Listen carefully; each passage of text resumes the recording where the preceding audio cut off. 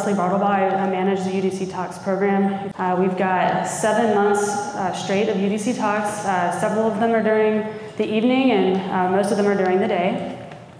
We have a unique partnership and a unique series this year. The Urban Design Center upstairs, part of the planning department, we are pairing up with the Dix Park planning team in the Parks, Recreation, and Cultural Resources Department for the city to produce a robust, bold, interesting lecture series this year. Robin Moore is here as part of that, and this lecture series consists of multiple topics, including economic development innovation, nature and ecology, equity, access, inclusivity, art, culture, history, and transportation and connectivity. Those are kind of the bigger umbrella topics, but everybody tends to touch on all of those things. Today is focusing on nature and ecology. Our first lecture is with Robin Moore, and we have another one this evening with Florence Williams of the Natural Science Museum. So pick up some information in the back there about the talks and also about other programs we have at the city. I'm very pleased to introduce Robin Moore, the co-founder and director of the Natural Learning Initiative at NC State University. Robin's really talented, really internationally known, and he didn't want me to give a too robust introduction, but I will say he's really made us think differently about how people and children interact with their environment and with nature, and how much of an effect it has on behavior and mental and physical health and social health. So with this, I'm really pleased to welcome Robin. Okay, so Natural Learning Initiative founded in 2000 with Nilda Costco with these 4 main areas of activity: design assistance, mainly in North Carolina, a lot in Wake County, and also across the country, mainly with practicing professionals. We are dedicated to research. We try to build the research into a foundation for the work in this area of children, families, and environment, especially in the urban context. We do a great deal of professional development across several different disciplines, and we try our best to disseminate information through our website and other print media outlets. So we have this kind of grand mission of connecting human development and in relation to the biosphere, so the health of the planet, basically. So, we see the connection. So our website will be relaunched quite shortly, but there's a lot of information there if you're interested in this field. We encourage you to go and take a look. Each year we do 2 major professional development events in the spring at the Museum of Natural Science, and in the fall at the State Museum of Art. So we're kind of connecting science and art, we hope, through design, through evidence, through research. First, okay, where's the planet come from? Where is it going to in terms of global governance, let's say, and just the issues that have become so much a part of our everyday news cycle at this point in history. So, going back for me at least to 1972, I wasn't able to be there, but the book that came out related to the first conference on the environment in Stockholm, really important document that's still worth visiting, written by a British economist and a French biologist collaborating together, really said some important things that live on now. And then through many different international meetings, this one I happened to be at in Vancouver in '76, which was just an amazing gathering of, it was the off-site meeting, right? It was the forum, not the official UN thing. Gathering of all kinds of different organizations and lots of fine spirits in the room. Incredible. So up to date now we have the Goals on Sustainable Development. That's the latest, very robust UN-related document with these 17 different goals. And we have colleagues in different parts of the world that are trying to use that as a basis for talking about healthy cities and child development. And we're certainly trying to get that going here. So we are all about the urban environment where the majority of people live, and trying to really figure out from a design point of view, urban planning point of view, how to make those environments more healthy, more developmentally supportive to everybody, but especially children. So we see several of these different goals directly connected, and probably all of them are one way or another. So Nilda and I, just a few weeks ago, were in Singapore. We've been there several times already, and every time it's such a striking environment, because this is a very dense city, extremely dense. And you are immediately confronted with green. The top right photograph there is as you leave the airport. And so this effort began a while back, and from the beginning it was assumed that being green is good for the economy.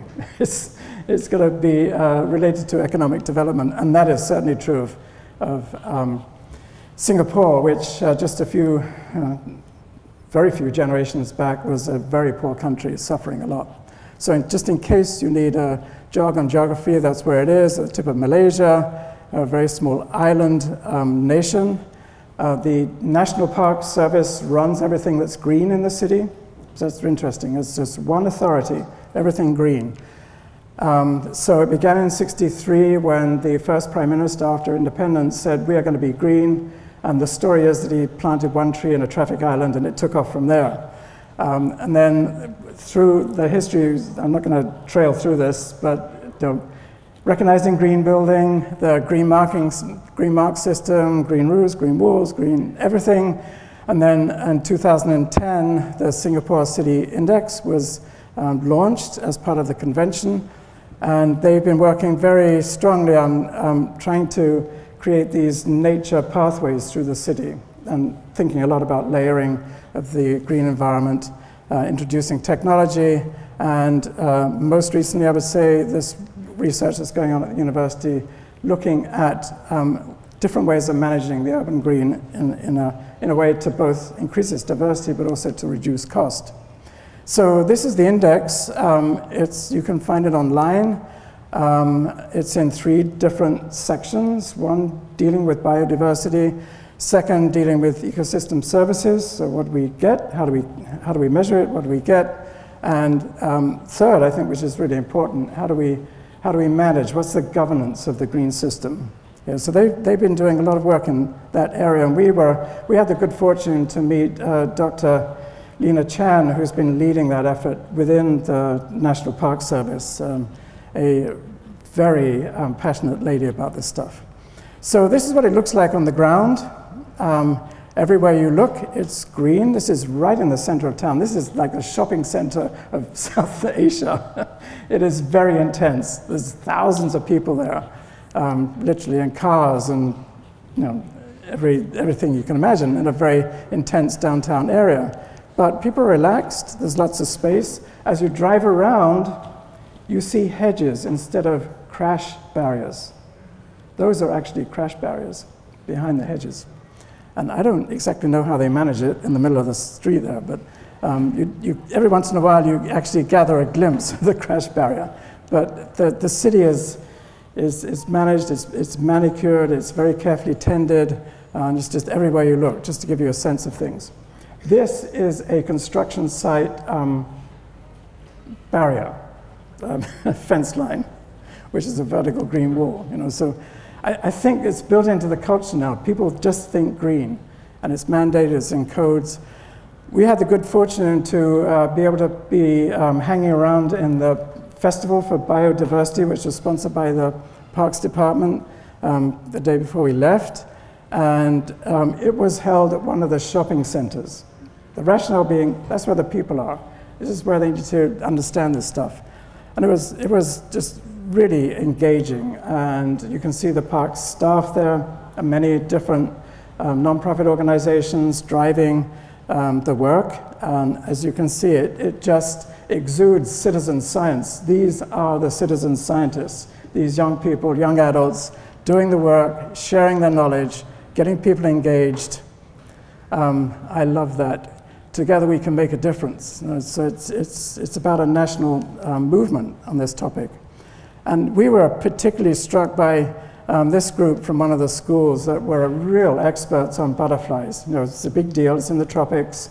Butterflies are really important, and other similar kinds of species. They had an origami station there, And just the level of confidence and knowledge of these middle school aged kids was very impressive. They were the authorities. They were giving out the information. And the pangolin, is an endangered species in several different continents, actually. Different species were wandering around and, of course, photo op in front of the entrance to the shopping center. So the Convention on Biodiversity is the main tool. I started getting into this, as folks in NLI will know, several months ago, well, I guess about a year ago, because we have become part of a National League of Cities project connecting children to nature. So, of course, we were starting to think about, okay, so how do you measure the green? What I discovered is, and that's what led us to Singapore and discovering all these things, was that there are no really well-developed measures of urban green. So Singapore is the best. When you bring it down to the site level, it gets pretty sparse. And we're also involved in green schoolyards, and there's no actual acceptable tool for measuring the biodiversity at that site level, I would say. So the convention is up and running. It's been around a long time, actually, but I think it's just one of those international tools and treaties that's slowly developing. The purple signifies the country that hasn't yet ratified the convention. Nonetheless, so it's pretty large-scale stuff. So there's a lot of scientists around the world that are working on this. There's the Living Planet Index, which is being used to feed into the convention. There's these kinds of things that you can find online where there are different levels of biodiversity that are being measured by that means across 3 different dimensions of the state that they're in, the pressures that they are suffering, and what is being done about it. So at the global level, there's a pretty good set of data. It's hard to sort of gather together. I spent a whole weekend doing this. But to get the sort of upper level and to understand what's going on, of course, in relation to climate change, but just biohealth in general. And so if we look at this part of the country, we realize that we are in a really important geographic zone, and that just needs to be driven home. So tree endemics, in other words, the trees that are particular to the United States, are much more prevalent in the southeast region, and the same is true of mammals, which what we would guess at, right? And so from those data and these efforts, there's the beginning at the US level, and so of course many people are involved in this, a priority index, which again focuses mainly in the southeast, but also on the west coast as the other hotspot, so to speak. And then there's the network on biodiversity, which you can see there's some connection here at the United States. And so individual cities, individual groups can join in the network and become part of what's going on at the global level and contribute to it. And also, this is like reality check in terms of what's going on. So NOAA has developed since the early 80s an annual listing of extreme weather conditions, extreme being defined as those that cost more than $1 billion. If you go back to 1982, there was 1. Number 3, and then it went back and forth, but under 5 for several years. And I think this 2014, the last count was, I think it was actually 14 in 2014. So if someone says, this is not about economics, or attending to global climate change is not an economic issue, that's complete nonsense. So then, in the United States, then for some people in the room, the Sustainable Sites Initiative and LEAD-ND are going to be the sort of direct connection to all of this in terms of what we do in practice and what we do in research, right? So We try to follow along with developments professionally and professional practice in that regard. So health of the planet, we can see, is suffering because we don't understand enough what's going on. We're not caring for the planet, and we don't have the political courage to do something about it. That's particularly true here in the United States. And all these different negative effects are the result.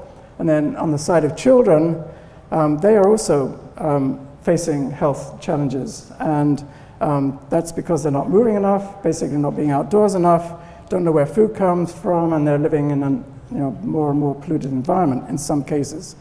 And all of these different health results from these conditions, and there are more, and we won't get into that today. So bringing those two sides together, human development and biospherical development, let's say, has been very nicely captured by the World Health Organization in the document that was put out in 2005, where they recognize that it's all one system, right? And it's sort of global idea, but bringing it down to earth, it's all one life system, and we are part of it. And there's a summary of that same document that you can find online. So, we deal with children, and we assume that children are born curious, right? Otherwise, we wouldn't be in this room if our ancestors were not curious and were looking out for saber-toothed tigers and all of those dangers in the forest or on the plain or wherever it was that we come from originally, way before we had cities or the Industrial Revolution that just happened a few seconds ago. So kids are attentive. They will focus on, especially anything that moves, like the grasshopper here. We have spent, not even 1% of our human existence in the environment as we know it today. So this is very new. We have a genetic makeup which makes us attend to nature, that recognizes that we're dependent on nature. So our idea is to start with young children, recognize their curiosity, create natural environments that draw in their curiosity and attention, and that's the first step in building a more sustainable culture, because it's all about culture. So children start at that level, first year, and as they age, they will tune in, begin to understand what's going on, and have more of a cognitive sense of things. And they will, over the course of time, recognize that grasshopper is part of a much bigger system, and they will start to love it and see themselves as part of it. That's the theory, right? So, so the notion is biodiversity, which was popularized by E.O. Wilson, the famed Harvard biologist, who's written a whole series of books on human existence on the planet, and the last one there, Half Earth, which recognizes the sort of crisis point that we're in our human civilization regarding the biosphere. But he basically defines biosphere as the love of life, and makes this very blunt statement, right? We are dependent on the biosphere. It doesn't work the other way around.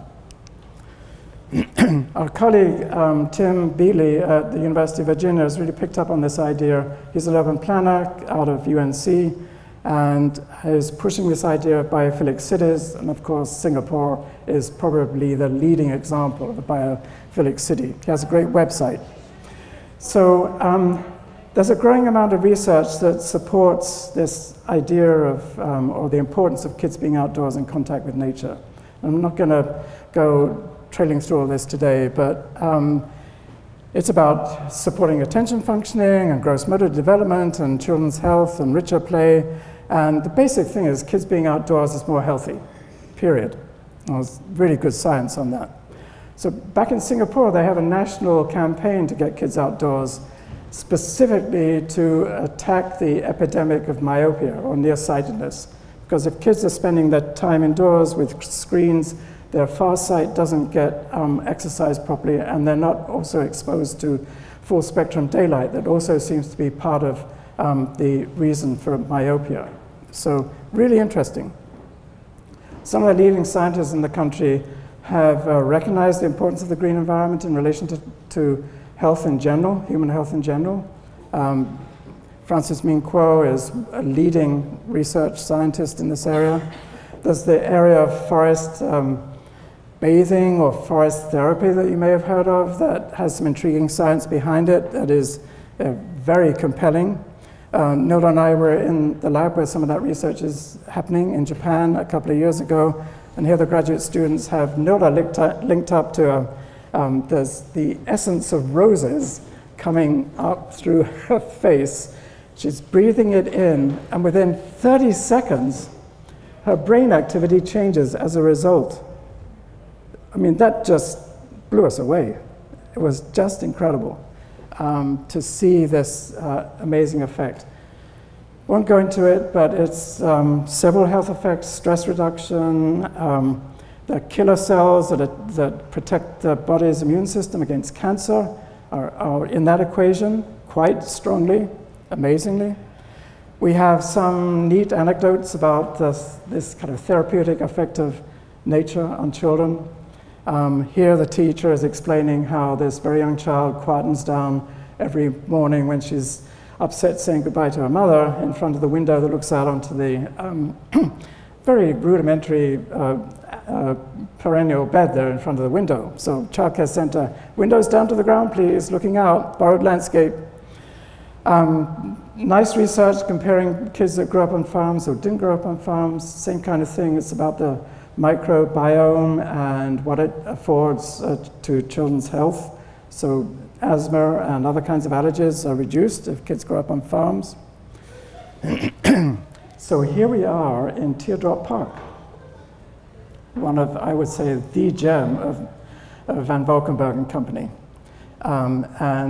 We've spent some time there observing behavior because this is a very naturalistic park. The whole park is considered to be the playground, note. And some of the parents really let their kids get with it, even very young kids, because the parents are right there following around. But, you know, then this young child is getting in touch with the natural world at the microscopic scale that young kids are interested in. And through the sensory modalities at this age, they are really looking at being stimulated by color, shape, movement, texture, the wind in the shrubs, the bird life, all of that kind of thing is having an impact on their brain development.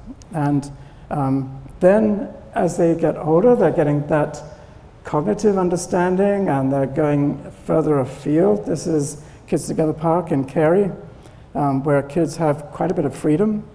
And on into the middle and high school years, we're hoping they will become citizen scientists. Maybe some of them will become professionally involved, but the populace at large understands what's going on here in terms of our dependence. So something that's really important to us and we talk about a lot is urban green infrastructure.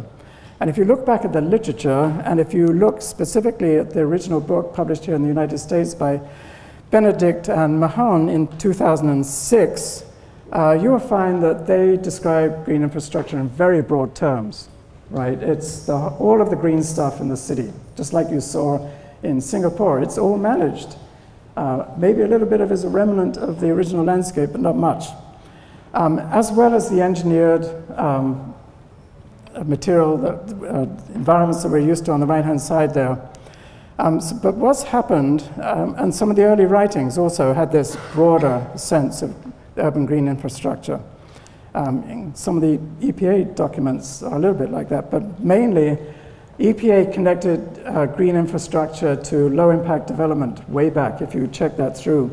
And it's become very narrowly defined, and I have to say in Raleigh, it's defined that way too, which is, I think, very unfortunate, because where does it end? where does the engineered part start and the rest of it end? It's all one system. It has to be considered that way. And in Europe, it certainly is. This is, I think, a very good definition of urban green infrastructure, which is the green network, as well as the linkages that link it all together, green streets, etc., pathways, and of course the blue infrastructure. So it's all one system, it's all one living system. That's how we need to think of it. And so if we think of streets specifically, right outside the front door, that is a really important aspect for children. It's like whatever happens on outside the front door is the first step along the pathway to experiencing green that I've talked about already. And so we need to put much more effort into green streets. So we look at the map of Raleigh, very nicely presented here with all the cycleways and greenways. We need to think of those greenways as part of the urban domain, the urban infrastructure, very tightly interrelated with where people live, where kids live, residential neighborhoods. I think Raleigh probably has quite a ways to go on that. We have a great greenway system, but it doesn't link sufficiently into the street system and green streets, and think of it as a comprehensive network that flows all in and out of the green infrastructure. So in our work, we try to take the concept of design thinking, which at the global level that I talked about earlier, it's this kind of bringing the thinking to through engagement and participation at the urban scale, recognizing that most people live there, in terms of the healthy biosphere. And in our work at NLI, it's all about engaging children in playing and learning about nature in the places where they spend their daily lives, 0 to 17. And to create those places as compelling places that are going to drag kids outside, or the adults that work with them outside. So the pullable environment is what we're talking about. So since 1998, actually pre-NLI, we've been working intensively in Wake County. And at this point, we have around 58 childcare centers, et cetera. You can read the list of about 82 green spots in the county.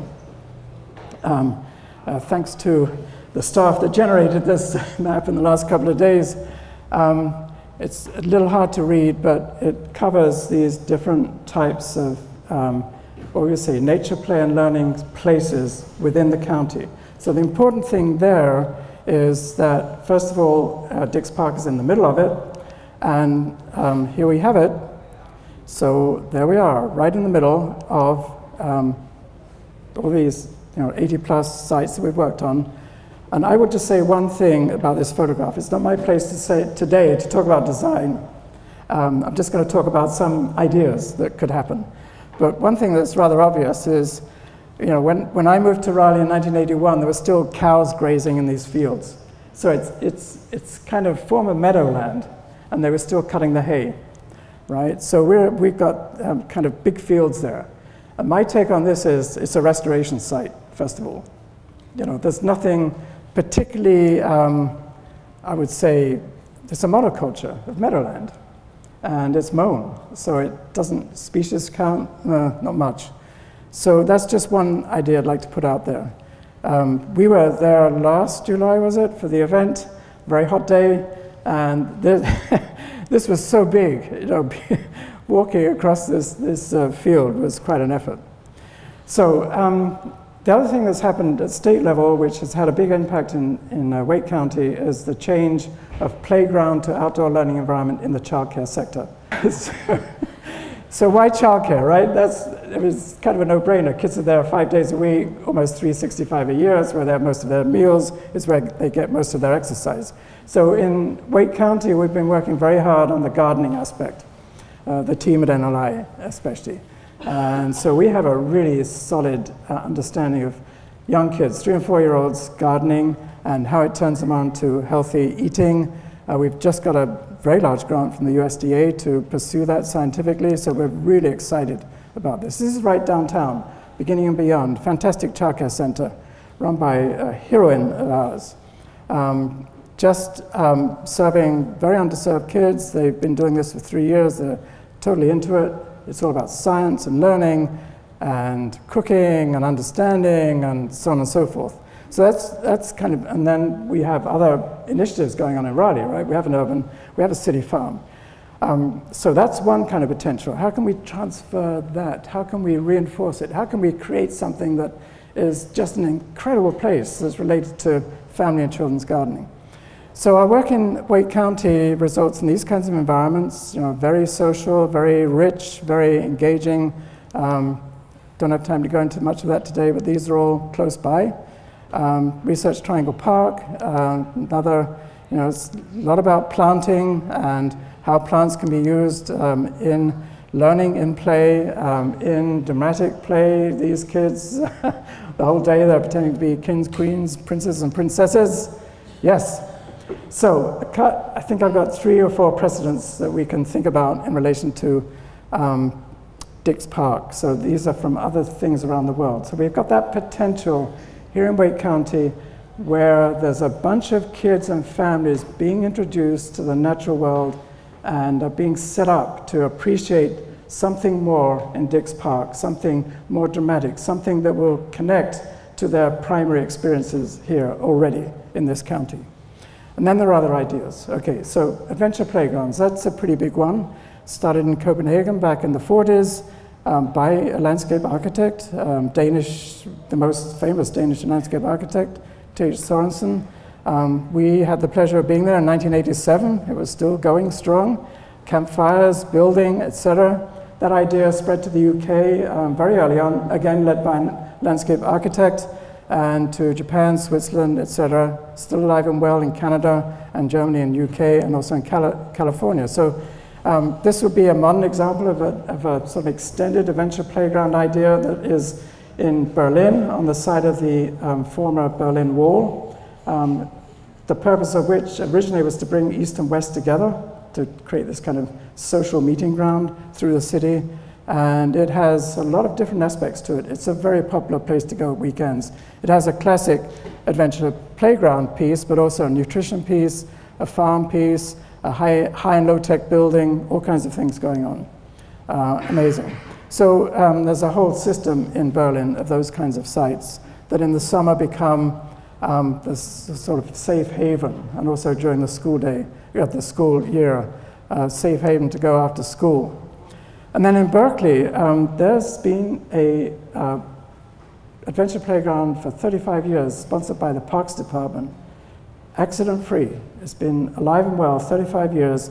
It's hidden down on the waterfront. It's an amazing place. I thank Dan Jost for these photographs when he was out there doing a story. A wonderful place, very, maybe shocking to some people in the room, but these things exist and they're very intriguing to kids. So it's all very free form, construction, fun, adventures, taking risks. Parents have to accompany the children. And then a different form of this kind of place that has one criticism I have of most adventure playgrounds, they're pretty bad on the nature piece. So City Farms, which is a model that developed in the Netherlands and in the UK starting many years ago. This example is in Bristol. Windmill Hills City Farm brings some of that thinking, but to a farm context. It's always got this social component. So there's a cafe restaurant that's serving the produce that's produced in the urban farm. This is right in the middle of the city. It is not out in the country or even on the fringe of the city at all. So people are hanging out there. They are surrounded by, so this is what it looks like. It's kind of a community garden, farmyard animals, eating, drinking, talking to your neighbors, meeting up, having fun. Artwork is always a part of this. So there's community artists that are involved working with kids and community. In London, there are some really well-established urban farms. This is in the East End of London, Mudchute. If you're over there, it's really worth visiting. So they have horse riding school there, for example. Cows, sheep, chickens, the full works. And doing all those other things that I talked about already. So when I was looking at my slides, 4 years ago, this is the actual slide from a Growing in Place presentation that I did. Hey, City Farm on Dix Hill. This is when we were still in a mess with the planning, right? So, oh yeah, okay. So I think it's still a viable idea. So the other piece here that is relative to adventure playgrounds, to urban farms, to these kinds of community-based, creative, multi-functional, multi-sector types of enterprises is what we would call play work. It has different terms in different places, but play work is a pretty strong term. And also So play work is a way in which professionals work with kids in a play relationship, but non-directive. So they are kind of engaged with kids, trying to figure out what they want to do, and then creating or supplying resources to carry out those plans. It's pretty different to a recreation director, recreation type person that has a more set agenda. And then animation, which is a term that's tricky, but it's there online, and it is pretty much alive and well in Canada and some European countries, and especially in South America. So it's not about making movies, it's about a way of using these ideas of play work and engaging with the community as a cultural development goal. So in Germany, these types of folks are called cultural workers. And in Scandinavia, they're called social pedagogues. So it has a kind of underlying idea of social learning, but it's really, really different to school. There's nothing very formal about it. So it's a very interesting kind of way of working at the community level. And I always point to this book by Hannah Arendt, 54, where she has just a beautiful description of what I'm talking about. How children are born at that, and their job is to sort of connect to the history of where they're coming from, but always to reinvent culture into the future. And boy, are we in such a situation right now, at this point in time. So play work and animation can happen across all these different kinds of sites, of course, including parks. So we can see play workers as agents of cultural change and development. It's a very well developed profession in the UK. We have a colleague at the North Carolina Zoo, has a master's degree in play work from the UK and is doing fantastic things there. So you get the idea on the list on the right-hand side, right? It's evidence-based, it's reflective, it's very participatory. You're facilitating processes in a freely chosen situation with children. It's all about freedom. It's about giving children freedom that they have lost. It kind of looks like this. This was many years ago on our school grounds that we had converted from asphalt to a living landscape that reflected the local ecology. And the play work programs that we ran there during the summer looked like this. And so sometimes the kids are translating literature in their own terms. Sometimes they're inventing their own things. Sometimes this is kind of animation. So we're setting the scene. This week we're going to do Adventure Village. So what is an adventure village? And the kids take it from there. And they use the environment to recreate what they think. And at the end of the day, they may explain it to the parents. Or we had a radio station one time there. African safari. You know, so it's endless.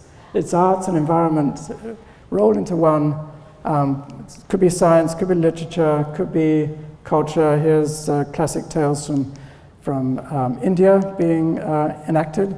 We took that idea to Brookfield Zoo, the very first play zoo in the country in the late 90s, and trained, that's Nilda and myself, trained their play partner team. So they took this idea in the context of a children's zoo, as they have done now in North Carolina, and the same kind of working relationship with children. Here they have a studio, they have an indoor space, and I show this because we have lots of buildings at Dix site. And so in our minds, there's bases of different kinds of activity that would then extend into the park, training sites, that kind of thing. So how do we develop this new profession here in Raleigh? How can we be a leader, an international leader, in this new way of working with kids and the environment? We're still at the zoo here. Evenings, with shadow theater. And then just seeing what's underneath the rotting log. And in this case, of course, it's focused on animals, so as an animation goal, we're trying to animate, the living animals around there in the zoo, but, oftentimes very modest, right? Butterflies and such. And taking then the adventure playground idea into the context of animal habitats. So now we're creating habitats for animals that we're sharing with them, something like that. It's very open-ended.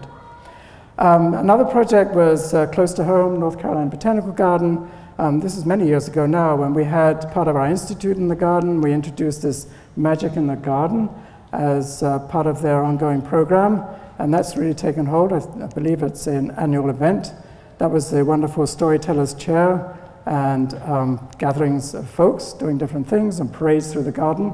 The first year we did it, the staff of the garden thought the garden was going to fall apart, and they limited it to 100 families, and you wouldn't even know they were there. So, this fear of damage to the environment really is not, it's a myth, if you do it right. So here we are in Teardrop Park, and the point I want to make here is that Teardrop Park is a very compelling, incredible piece of landscape design, and because of that, because of its richness and openness, it has become, it naturally attracts people that want to do programs. The same with the schoolyard that I showed.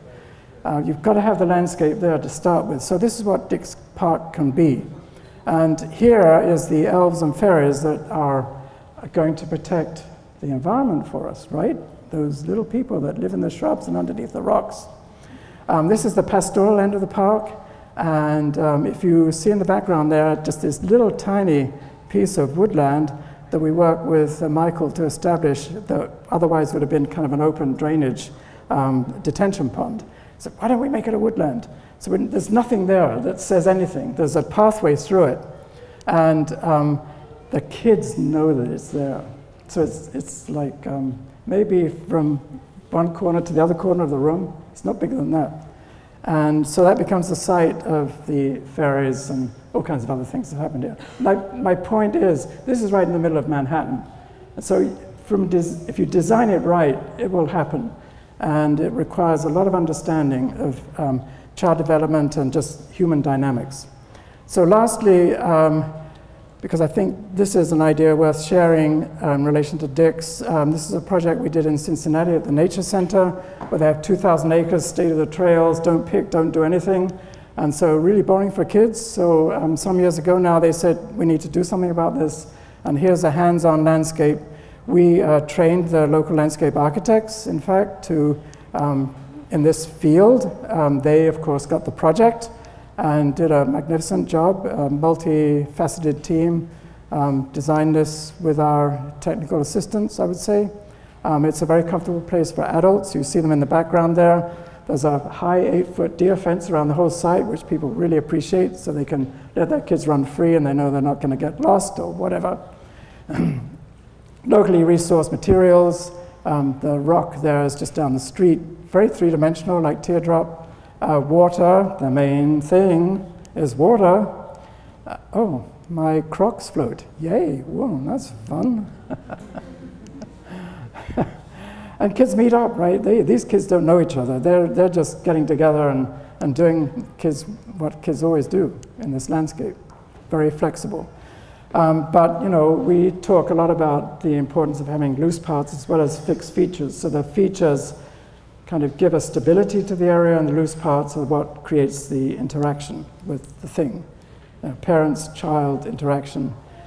If we're going to attract older kids, we need something that is really dramatic. And there's not too many examples of this. This is from the UK. This is going to attract older kids to have adventures. It's going to be really good fitness equipment. We need to get over our hang-up about liability. We have pretty good information on how these kinds of places should be managed from a risk point of view. And so in closing, it's all about understanding place, culture, bringing them together, bringing programming, management, and the place itself, the design, through community engagement, particularly with children and families. And in terms of place management, what I would say is let's start doing some pilot projects, easy stuff on the ground, very low cost. That's been a successful strategy that we've experienced. Brookfield Zoo started that way, so did the North Carolina Zoo, just doing simple stuff at weekends. Doesn't take much to do this. This was a $500 project in Dayton, just getting the woodland underway. Okay, so hopefully I've made some connections here for you. It's about the biosphere, and it's about child development, and it's about really creating something compelling at Dix Park that would attract children and families, once they've graduated from the childcare center, school, etc., you know, they're coming with that understanding of the natural world, and they want to advance their knowledge, but also advance their health and their just engagement with the landscape. So thank you.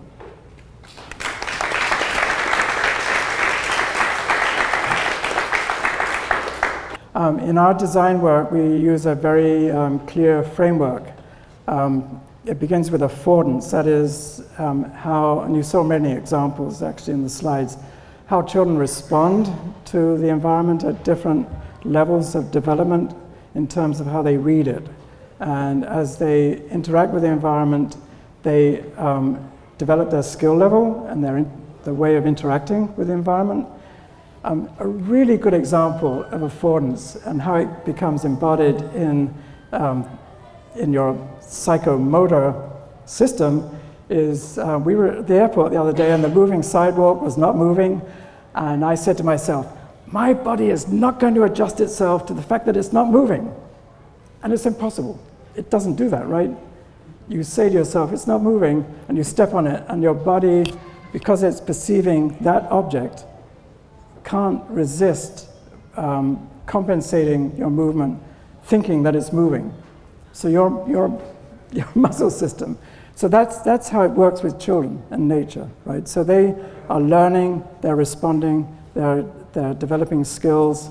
So in relation to risk, or we don't like the word risky play really, because play is play. They are learning how to deal with their environment through that curiosity that I mentioned.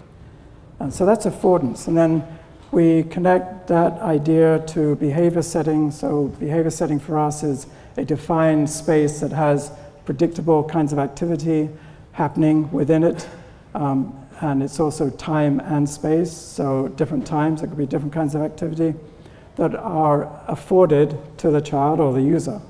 And then territorial development is what I referred to very quickly in terms of as children get older, they're extending their territory and exploring more kinds of things. And in this case, from childcare to Dix Park, that's a pretty big jump. But over the course of childhood, you know, stable family, it can happen.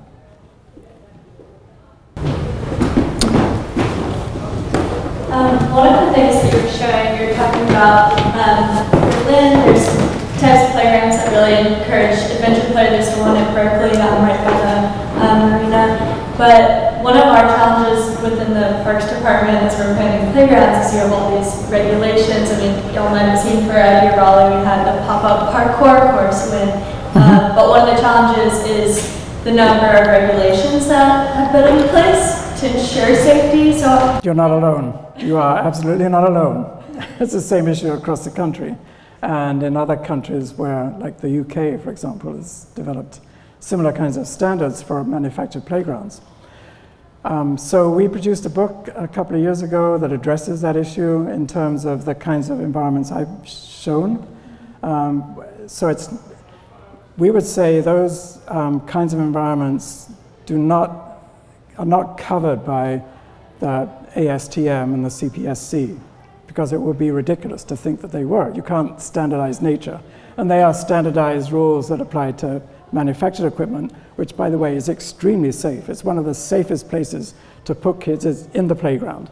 Maybe too safe, some people say, because there's not enough risk involved. So kids will do crazy stuff to get more affordances. They will go up the slide, and they would go head first down the slide. That's all about affordance, right, and testing their bodies. So risk management is the way to go. And we would be happy to come and share our thoughts on that. And it's highly variable across different park systems. Some are really uptight.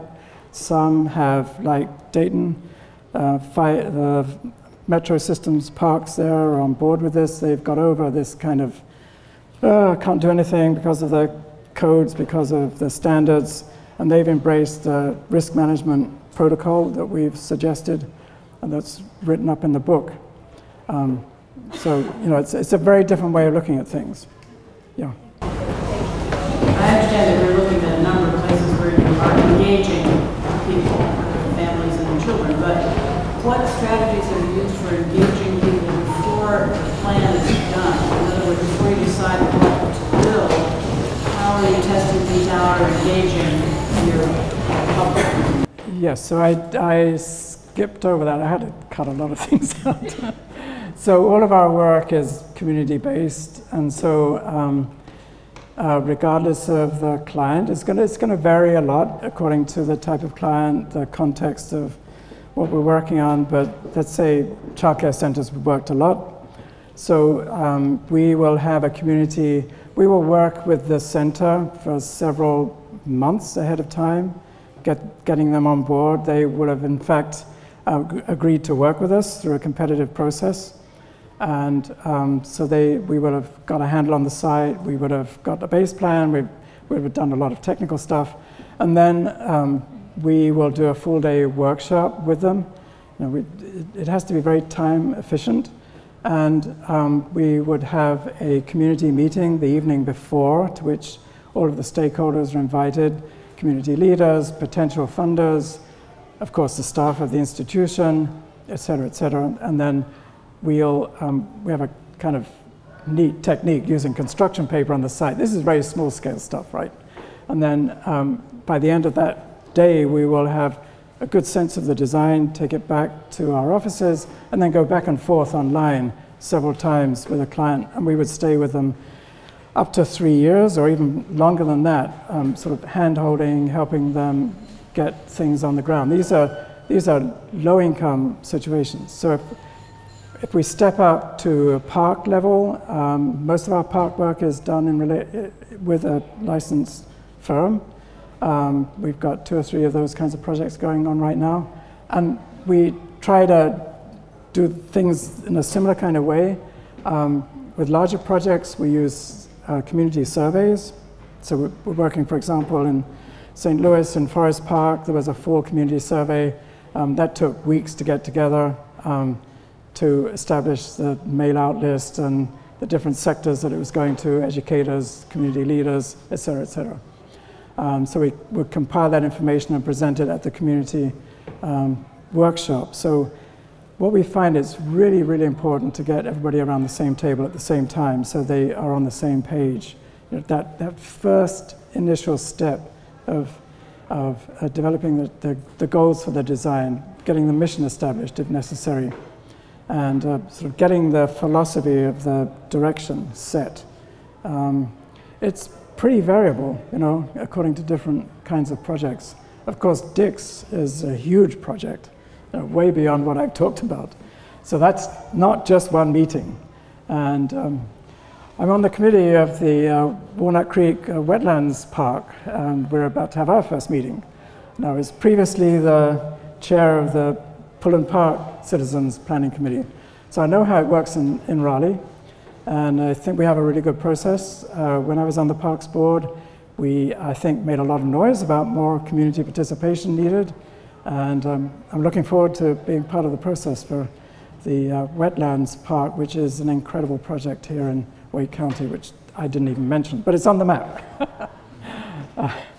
If that was some kind of answer, it has to be community-based. Thank you very much.